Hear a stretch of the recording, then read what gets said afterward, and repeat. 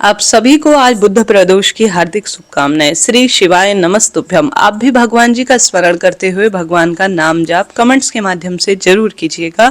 आप प्रदोष काल पूजा का शुभ समय रहने वाला है शाम को 5:27 से 8:11 के आसपास। पौष का महीना सूर्य भगवान को समर्पित है और साथ ही महादेव और गणेश जी का आज सर्वश्रेष्ठ दिन है। अपने घर पर रहकर या शिव मंदिर में जाकर आप सभी को एक सुंदर दीप दान आपको करना है। इस महीने की महत्वता दीपदान से जानी जाती है, ऐसा शास्त्रों में वर्णित है। आप सभी ज्यादा कुछ बड़ा नहीं कर सकते हैं, कोई विशेष साधना पूजा उपाय आपसे नहीं किया जाता है, तो मात्र दीप दान कर कर आप प्रभु जी से अपनी कामना कह देते हैं तो निश्चित रूप से वह कामना आपकी सिद्ध हो जाती है।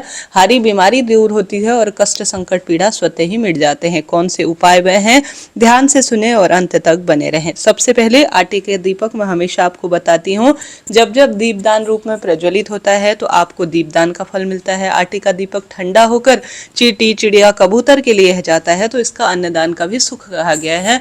तो बहुत सुंदर रूप में जब बड़ी बड़ी तिथियां पड़ती हैं तो आपको आटे के दीपक का प्रयोग करना चाहिए। आटे के दीपक में यहाँ पर आप सभी को एक चावल के दाने का प्रयोग करना चाहिए। जब जीवन में हार रहे हैं, नारी के जीवन में बहुत अधिक दुख आ रहे हैं, तो गुरु जी कहते हैं चावल का दाना बहुत सुंदर रूप में प्रयोग करने से लाभ होता है। खंडित नहीं हो, इस बात का ध्यान रखें। आप सभी पंच देवी देवताओं का ध्यान करें। जैसा मैंने विदित कराया, यह महीना गणेश जी, यह दिन जो है गणेश जी महाराज का है। उन्हीं के वो है जो है पंच देवी देवताओं में प्रमुख स्थान है। यह महीना श्री नारायण का माना जाता है और यह जो महीना है यह सूर्य नारायण का जाना जाता है। आज का दिन महादेव का है। तो इन सभी देवी देवताओं के निमित्त एक पंचमुखी दीपक आपको प्रज्वलित करना है। कैसे, ध्यान से सुने, अंत तक बने रहें। पंच देवी देवताओं से हिंदू धर्म का जो जीवन है वह प्रकाशित है, क्योंकि इन पंच देवी देवताओं के ही स्वरूप सब देवता कहे गए हैं। तो पंचदेवी देवताओं में कौन कौन आते हैं?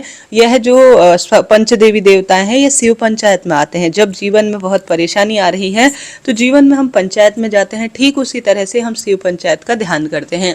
शिव पंचायत में सूर्य भगवान है, माता दुर्गा भवानी है जो कि महादेव की अर्धांग है, और साथ ही महादेव है, श्री नारायण है, गणेश जी महाराज है। तो इन पंचदेवी देवताओं को आपको ध्यान करना है और एक दीपक ले लेना है। दीपक में घी का प्रयोग करना है, तिल के तेल का यहाँ पर कोई काम नहीं है।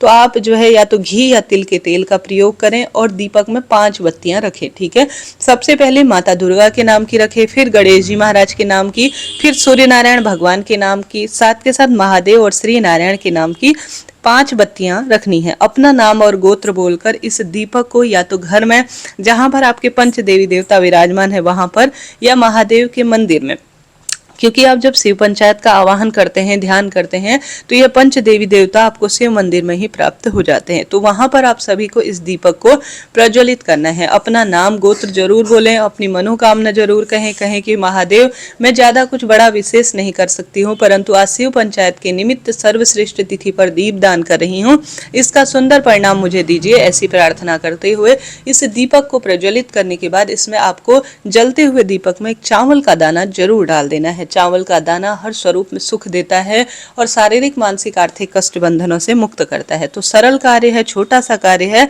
और बुद्ध प्रदोष का इसका अनंत फल आपको मिलने वाला है। तो करके देखिएगा, बिना व्रत के भी यह उपाय सफल और श्रेष्ठ माना जाता है। पहला उपाय मैंने बताया, साथ के साथ आज प्रदोष काल की शुभ बेला में जैसा कि सबसे श्रेष्ठ रूप में गुरु जी कहते हैं, जलाधारी को स्पर्श कर कर आप एक हाथ में जल का लोटा और एक हाथ में गोल बत्ती का दीपक, 26 आप प्रदोष का व्रत एक साथ प्राप्त कर सकते हैं। जब आप शाम के समय प्रदोष काल में, ऐसा ना सोचे कि ठंडी में शिवलिंग पर जल नहीं चढ़ाया जाता, आप जल का लोटा शिवलिंग पर चढ़ाएं और एक दीपक शिव मंदिर में रख कर आए और अपना नाम गोत्र बोलकर महादेव के समक्ष बैठे, मंत्र जाप करते हैं तो उत्तम है, नहीं कर पाते हैं कोई दिक्कत नहीं। जलाधारी पर अपने हाथ का स्पर्श कर कर अपनी मनोकामना बोलकर घर आ जाएं। जो भी प्रदोष काल में शिवलिंग पर जलाभिषेक करता है, दीप दान करता है, जलाधारी पर अपना हाथ रखकर अपनी मनोकामना कहकर घर आ जाता है, वह समझ लीजिए प्रदोष काल में इतना सा कार्य करने से पूरे दिन महादेव की स्तुति कर चुका है,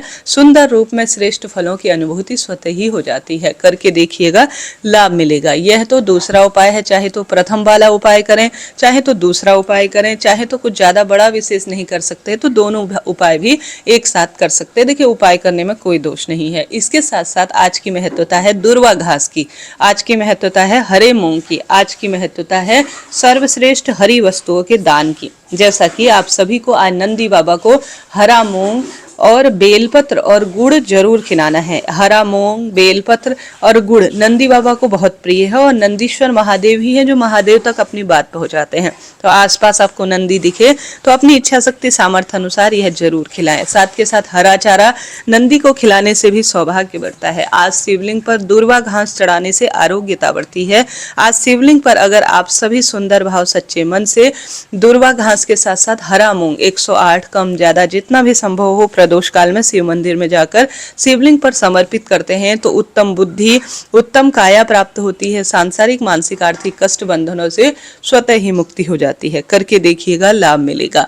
यह सरल छोटे छोटे उपाय जो सर्वश्रेष्ठ हैं, कई पिछली कथाओं में सुनकर मैंने नोट किए हैं, वह आपको बताए हैं। इनमें कुछ ज्योतिष जानकारी भी है जो आपने प्राप्त की। यह जो व्रत उपाय बताए हैं, इन्हें आप बिना व्रत के भी कर सकते हैं, लाभ तो मिलता ही है। साथ के साथ आप गुरुजी के मुख से कई बार सुने होंगे, वह कहते हैं आप व्रत नहीं कर सकते, कोई बड़ा पूजा पाठ अनुष्ठान का कार्य आपसे नहीं होता, शिव मंदिर आप नहीं जा सकते हैं, तो प्रदोष काल की बेला में कम से कम घर के दरवाजे पर या तो चावल का दाना या काला तिल जो भी आपसे बन पड़े, आप सभी हे महादेव, आप प्रदोष काल में माँ पार्वती के साथ आप भ्रमण पर निकले तो मेरे घर जरूर पधारे, ऐसी प्रार्थना कर कर अपने घर के दरवाजे पर आप एक गोल बत्ती का दीपक तो कम से कम लगा दीजिएगा। इसका भी अनंत गुना लाभ कहा गया है।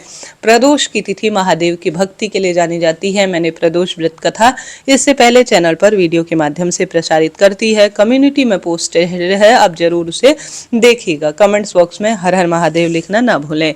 आज इसके साथ साथ गुरुजी कहते हैं, जब भी आप सुंदर भाव सच्चे मन से, जैसा कि गुरुजी कहते हैं, आप प्रदोष काल में जो भी आपकी इच्छा है, या तो 5 जो है प्रदोष या 7 प्रदोष, जितना आपको समय मिले उतनी में आप कर सकते हैं। आप सभी को लेना है शमी या आंकड़े, दोनों पेड़ के नीचे की थोड़ा सा मिट्टी, ठीक है, या तो शमी ले लीजिए, साथ के साथ शमी के साथ आंकड़े के पेड़ की थोड़ा सा मिट्टी लाकर घर पर ही पार्थिव शिवलिंग पूजन 2 दीपक लगाकर थोड़ा सा मिट्टी के शिवलिंग आज पार्थिव रूप में प्रदोष काल में आप संकल्प लेकर दाहिने हाथ में पुष्प और जो अक्षत होते हैं वह लेकर अपना नाम गोत्र बोले और कहें कि हे महादेव, मैं आज से आपके 5 या 7 नियम ले रही हूँ कि मुझे पुत्र प्राप्ति या विवाह की इच्छा से जो भी आपका काम है, जो भी मन है, वह कहते हुए संकल्प ली हुई भगवान जी के चरणों में छोड़ दीजिए सामग्री। उसके बाद एक पार्थिव शिवलिंग बना लीजिए। पार्थिव शिवलिंग को आप किससे बनाएंगे? या तो शमी पेड़ की मिट्टी के साथ साथ आंकड़े पेड़ की मिट्टी, दोनों पेड़ की मिट्टी को आपको या तो दूध में वो कर लेना है, या सामान्य अन्य कामना है तो जल के, दूध जो है संतान के लिए किया जाता है।